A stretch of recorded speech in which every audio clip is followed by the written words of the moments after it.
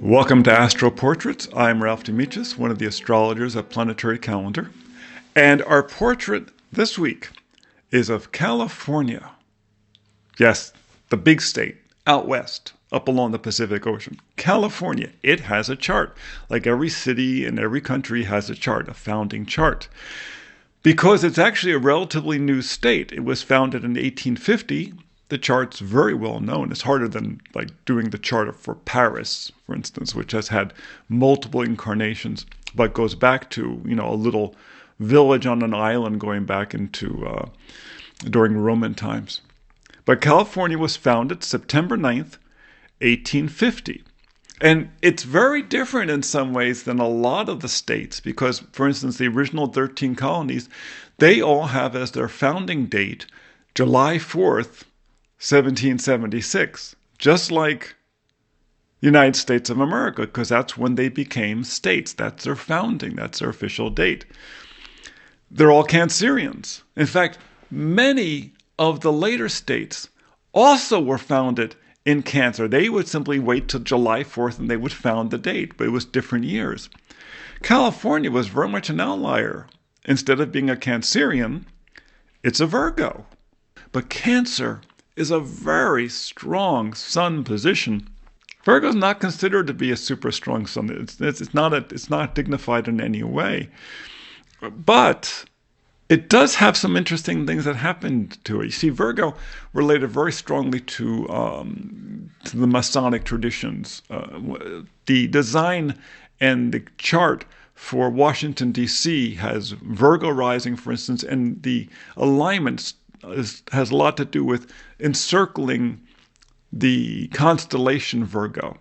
It's the whole concept of the goddess and of the virgin that goes back in ancient times, and this sense of being in service, being in true, pure service to humanity. So the Virgo sun is very important there. What's interesting is there's ways that the chart expressed itself over time that they didn't expect. And the reason was, at the time when the chart would have been calculated, they knew about Uranus. They may not have known where it was. It may not have been in common practice, but they knew about it. They did not know about Neptune or Pluto. One of the things they didn't figure on when they did this, though, was they did not know about Vesta. And in this chart, the sun is conjunct Vesta in Virgo. Vesta in Virgo is Vesta's strongest position, because Vesta has to do with the Vestal virgins. It's in the sign of the Virgin. It has to do with a very strong sense of mission. It has to do with purity. It has to do with service. Additionally, Jupiter is also in Virgo. So you have the Sun, Vesta, and Jupiter in Virgo in the last degree. And when a planet's in the last degree, it's at a super powerful place. It's supercharged in the last degree. So it's a very powerful Jupiter. It also had Astrea there, but early in the sign, at 2 degrees. Astrea relates to the law, litigation, and anyone who's lived in California or knows about California knows it's a very litigious state. But of course, admittedly, we also have our propositions where people vote on whether or not a law should be in place. So everyone gets to participate, but it's a very litigious state. We like our rules. We like having things properly laid out. That's part of the core energy of California. Now it has Sagittarius rising. Okay? Sagittarius is outdoors. It's athletic, and California is seen as a very athletic, very optimistic state. Remember, it has Jupiter, the largest planet, in Virgo in the same sign with the sun. And the ruling sign of Jupiter is Sagittarius. The dynamic sign is connected to it. So California seems big. In fact, it is big. It's the largest population. It's a big state. It covers so much of the coast. It has such a bounty of resources. Of course it would be Sagittarius rising. What they didn't figure on was that it has Chiron rising. The rising's 2 degrees. Chiron's at 5. Chiron is the wounded healer. It relates very strongly to holistic healing, and Sagittarius is arguably the strongest position for Chiron. It has a lot to do, California has been in the lead for organic farming, herbology, natural healing methods, things like feng shui first came into the United States through California. Even things like yoga, martial arts. Many of these things came into the country through California. California is always seen as ahead of the rest of the country. Well, that's Sagittarius. It's always going on ahead. It's the archer. It's always looking off into the distance. Sagittarius and Jupiter have a lot to do with astrologers because part of our work is about looking into the future and projecting where we're going to be. The moon is in Scorpio in the 12th house. Not only is it in the 12th house, it's conjunct Venus in the 12th house. These are strong positions. I mean, not from a classic position. It's a very funny chart in some ways because Mars, Venus, and the moon are in what are either called detriment or fall positions, as are Saturn. Saturn's in Aries, which is the fall position.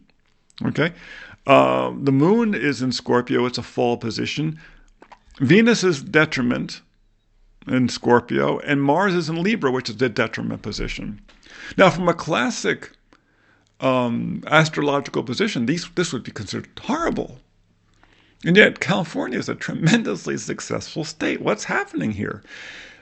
It's very important to realize that detriments and falls are not bad things. They're introvert positions. They're about the internal life. And what this really says, because remember, these are all planets you can see: Saturn, the moon, Venus, Mars. You can go outside and see them in the sky. They're all planets that have a lot to do with our personal life. And a great deal of all of our litigious work in California is about making the personal life important. Workers' rights are very, very important. Environmental rights are very, very important. These are all things that, they're not bad for business, but they're great for people. And that's the way these things come out. I mean, having a Virgo, Jupiter, Sun is always going to do that. I mean, it's a people sign, as is Sagittarius. It's a people sign. The angles are all commanded by these people signs, what are called immutable signs. But then you add in these detriments and falls. It's very internalized. What's funny about this is that in the national scene, California is a lot of times not taken seriously. I mean, even in terms of politics, at this point they just assume the state's going to go Democratic, so don't worry about it. It's going to go Democratic. Don't even think about it. They barely want to campaign out here during national elections because they figure they know which way it's going to go.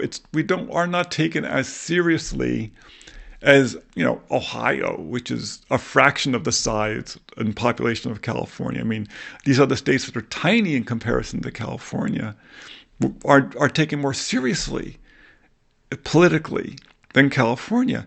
Well, it's because there's so many of these planets in fall and detriment positions because the sun's in Virgo. Of course, Virgo is going to do the correct thing. They're very dutiful. Jupiter's there. Of course, it's going to do the healthy thing. Well, what do you expect? It's California, right?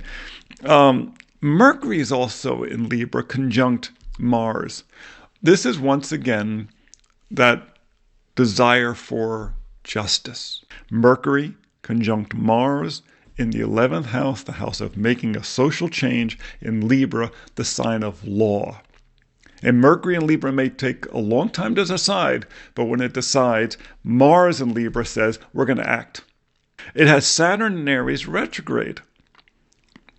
What's interesting there is that the Saturn in Aries, which is in the 5th house, it has to do with the importance of creativity, of people's independent work. That Saturn in Aries retrograde, it really sounds a lot like miners. It sounds like it's about people who put a huge amount of work into their creative ventures for a long period of time to finally have a gain. Well, that's agriculture. That's winemaking. That's so many of the things that we do here. It's making movies. I mean, making a great movie takes years to do. By itself, it would be a bunch of miners or winemakers. But who else is in the fifth house that they didn't know about at the time? Ceres, which is agriculture. Pluto, which is about the use of power. And, California is a big aviation state, among other things. And Uranus, technology.